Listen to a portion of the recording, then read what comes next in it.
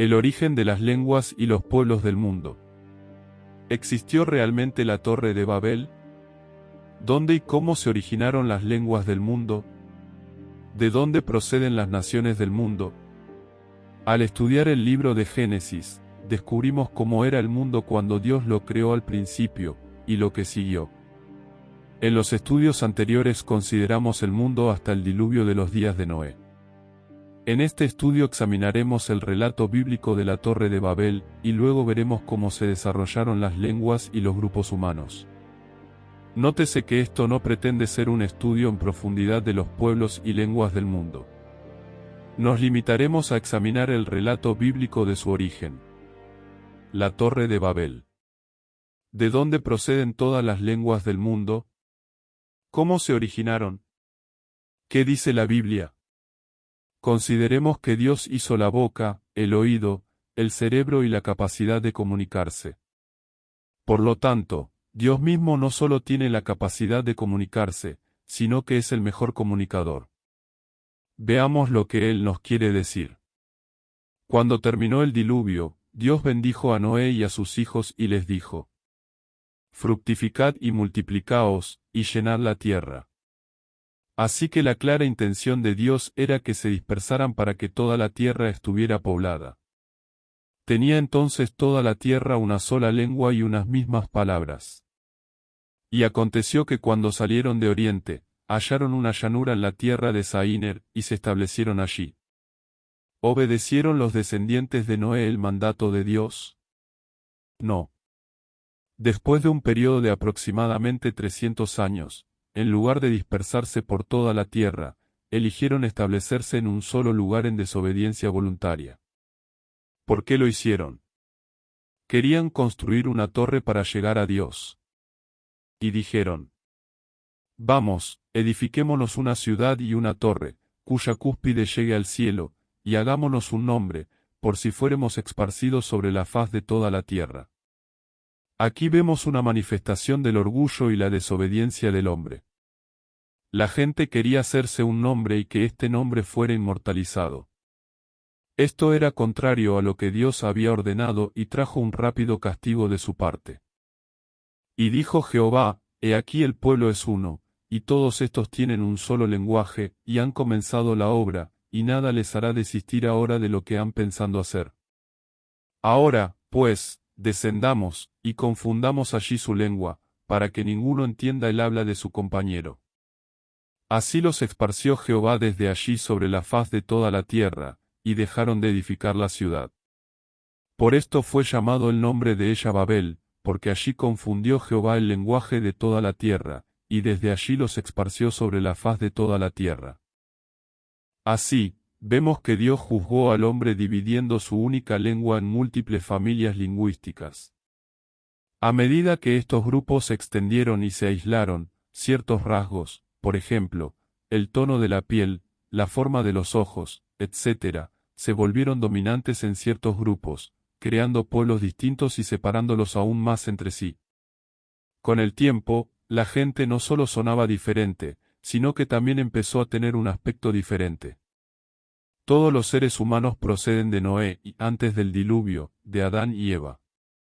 Lo que significa que todos tenemos una ascendencia común. Todos pertenecemos a la misma raza humana.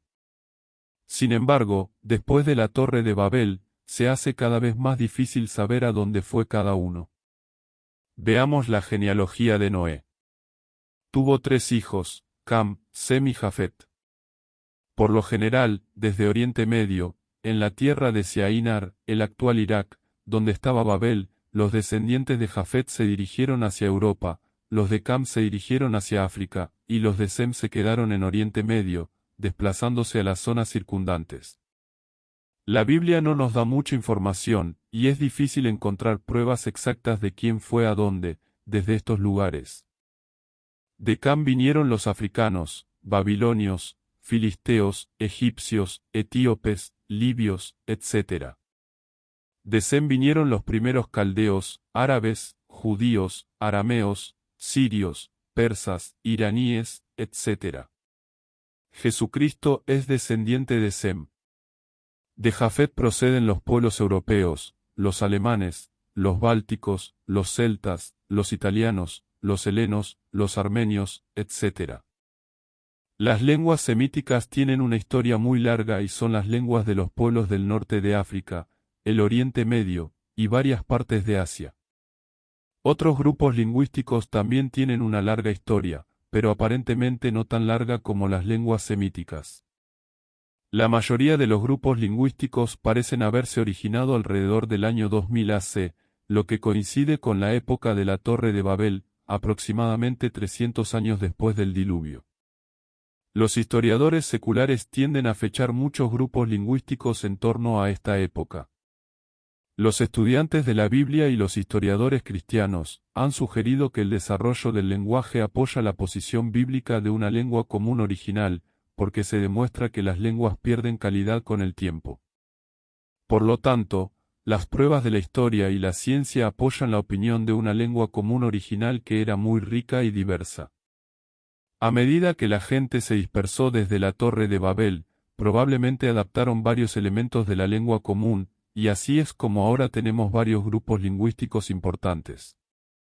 Por ejemplo, el antiguo alfabeto de la Rusia, letra eslava, que constaba de 49 caracteres, se redujo primero a 43 letras, luego a 38, después a 35.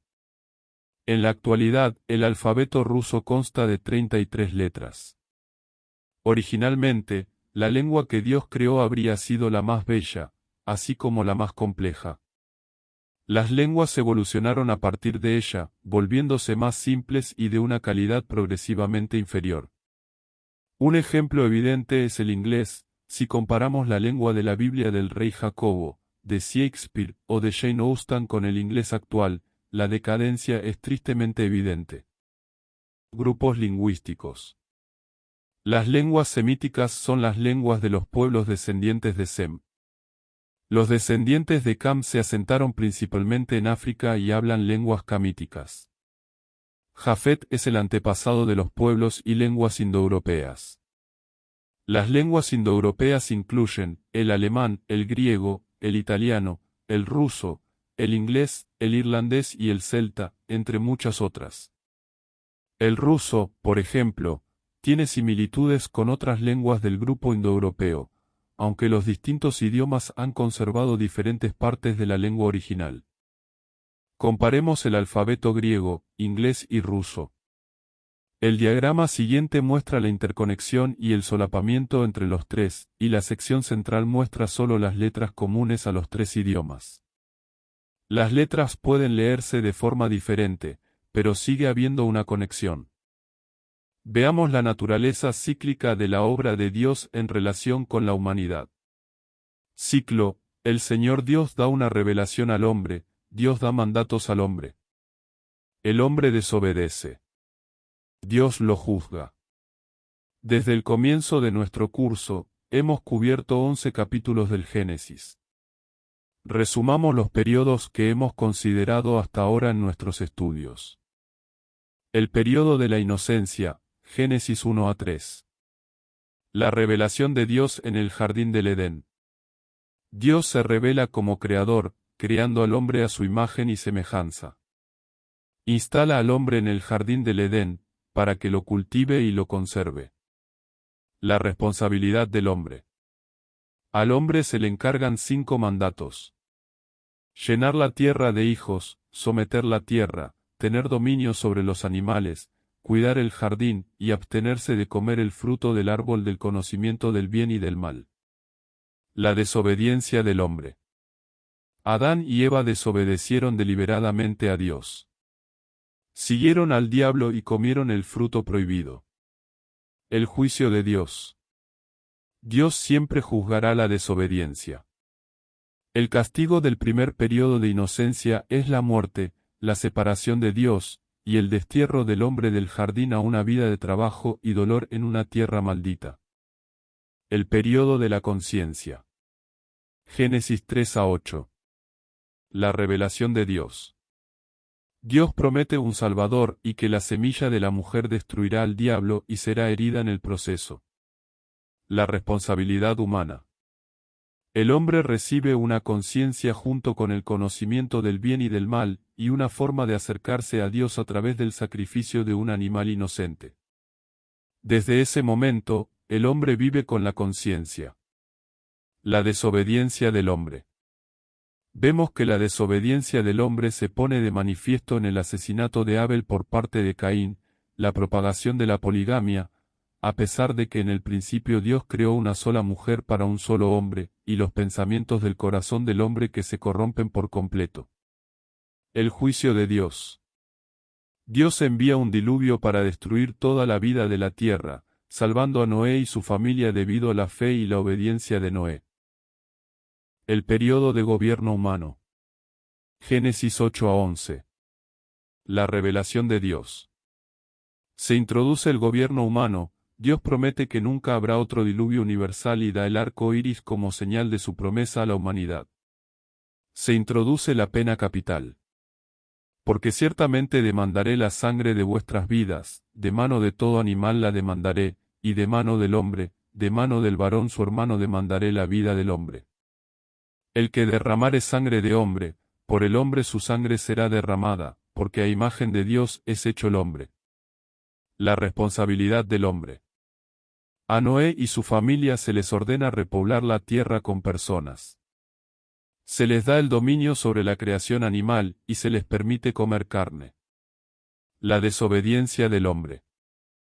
La gente se negó a dispersarse, y hubo una desobediencia total a Dios, expresada en la idolatría y la solidaridad para construir un gran monumento para sí mismos. El juicio de Dios. Dios detuvo la construcción, creando diferentes lenguas y haciendo cumplir su mandato de llenar la tierra. El resultado fue el surgimiento de diferentes naciones y culturas.